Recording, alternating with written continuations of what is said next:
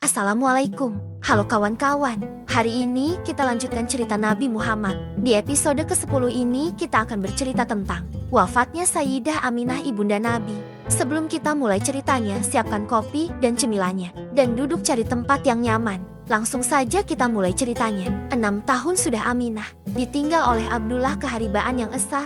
6 tahun pula, Aminah tak pernah mampu memperkenalkan putra, semata wayangnya pada sang suami. Kini Nabi Muhammad telah kembali ke pangkuannya. Keinginannya untuk memperkenalkan putranya kepada sang suami tak tertahankan lagi. Istri mana yang tak bahagia jika mampu memberikan hadiah pernikahannya dengan seorang anak laki-laki yang begitu mirip dengan ayahnya? Tidakkah sang suami akan selalu melemparkan senyum terhangatnya tiap kali memandangnya? Semua itu mungkin tidak akan pernah beliau dapatkan. Namun menantu Abdul Muthalib ini yakin suaminya yang berada di bawah pusara makamnya dapat melihat putra mereka berdua. Tahun itu, ketika Nabi Muhammad telah berusia 6 tahun, beliau mengajaknya ke Madinah untuk ziarah ke makam ayahandanya. Setelah mendapat izin dari Abdul Muthalib, mereka lantas bergabung dengan rombongan dagang ke utara. Sang kakek tanpa ragu melepas mereka berdua karena perjalanan kali ini merupakan satu kesempatan baik untuk memperkenalkan Nabi Muhammad kepada keluarga yang berada di Madinah. Di negeri subur utara Mekah itulah sang kakek lahir.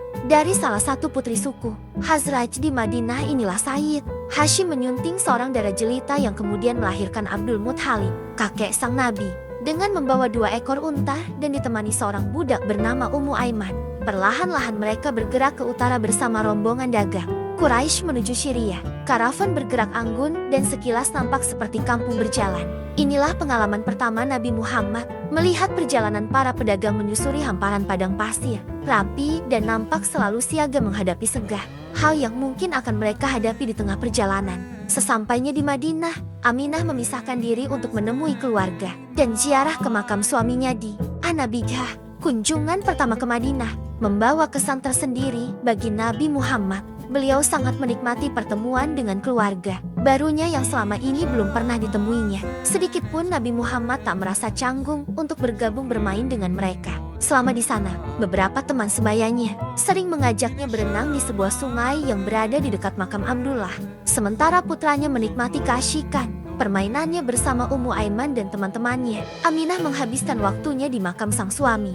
Hampir sebulan penuh beliau selalu berkunjung ke makam Abdullah untuk melantunkan doa. Siang itu, ketika Nabi Muhammad sedang berenang-renang dengan teman-temannya, beberapa orang Yahudi melintas di tepi sungai. Langkah dan tatapan mereka menumbuk pada putra Abdullah yang tengah asyik berenang. Semua diam, memperhatikan keasyikan bocah itu. Keheningan segera pecah ketika salah satu dari mereka mengungkapkan, "Apa yang telah dipelajarinya selama ini?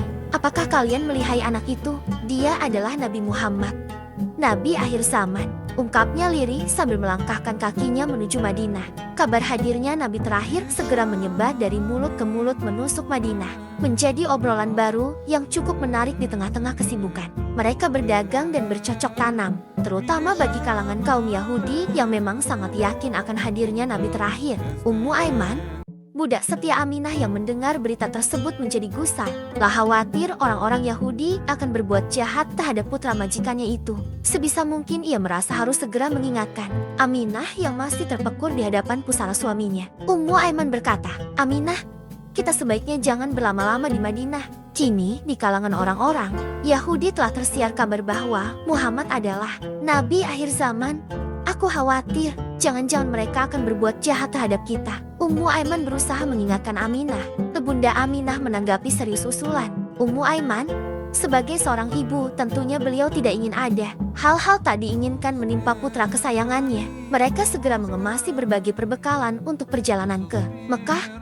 Tentunya acara berpamitan dengan keluarga di Madinah adalah yang terberat. Setelah sekian lama, mereka tidak pernah berkumpul. Kini, ketika kesempatan itu datang ternyata Tuhan tidak mengizinkan untuk berlama-lama bersama keluarga. Perjalanan 400 mil dari Madinah itu mereka tempuh dengan pelan. Mereka tidak dapat berjalan cepat karena Aminah merasa kepayahan menyusuri padang pasir yang terik. Makin jauh mereka meninggalkan kota kelahiran kakek Nabi Muhammad, makin buruk pula kesehatan Aminah. Akhirnya mereka memutuskan untuk istirahat di daerah Abwa. Dalam tempat peristirahatan ini, kondisi ibunda Nabi tidak juga membaik, namun justru kian memburuk. Begitu parahnya sakit yang beliau derita hingga membuat beliau tak mampu untuk duduk sendiri.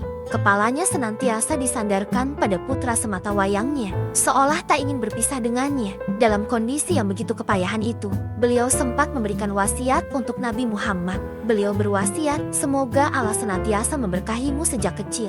Wahai putra seseorang yang selamat dari kematian, sebab anugerah dari Yang Maha Kuasa, Maha memberikan nikmat. Lalu dia ditebus dengan 100 ekor unta melalui undian. Jika apa yang aku lihat dalam tidurku benar, niscaya engkau kelak akan menjadi utusan Allah, Tuhan yang Maha Mulia dan Maha Agung. Engkau akan diutus di daerah halal dan daerah haram. Engkau diutus dengan menyatakan kebenaran dan membawa agama Islam, agama ayahmu yang baik yakni Nabi Ibrahim. Engkau diutus dengan membawa agama yang mudah dan agama Islam. Allah akan melarangmu beserta kaummu menyembah berhala. Nabi Muhammad mendengarkannya dengan seksama, meskipun jiwa kecilnya tengah lara melihat kenyataan yang sedang diderita ibunya, ibunda yang selama ini mengandung dan memberi harapan-harapan. Di tengah keyatimannya, ibunda yang telah menanamkan harapan bahwa kelak beliau akan menjadi orang besar.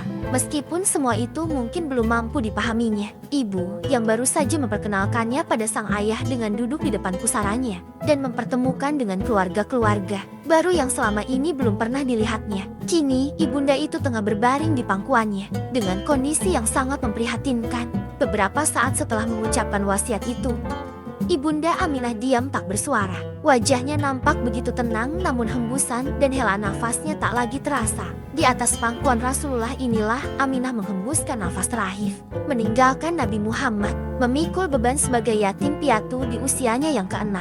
Ummu Aiman mencoba menjelaskan arti sebuah kematian. Dalam gendongannya, Nabi Muhammad mulai belajar memahami arti kepergian orang-orang yang dicintainya. Kini Ummu Aiman melanjutkan perjalanan pulang bersama anak yatim piatu yang melara akibat duka tak terperi. Wallahu a'lam bishawab. Nantikan cerita selanjutnya di episode yang akan datang. Jangan lupa subscribe, like, dan bunyikan loncengnya agar tidak ketinggalan cerita selanjutnya. Akhirul kalam. Wassalamualaikum. Sampai jumpa di cerita selanjutnya.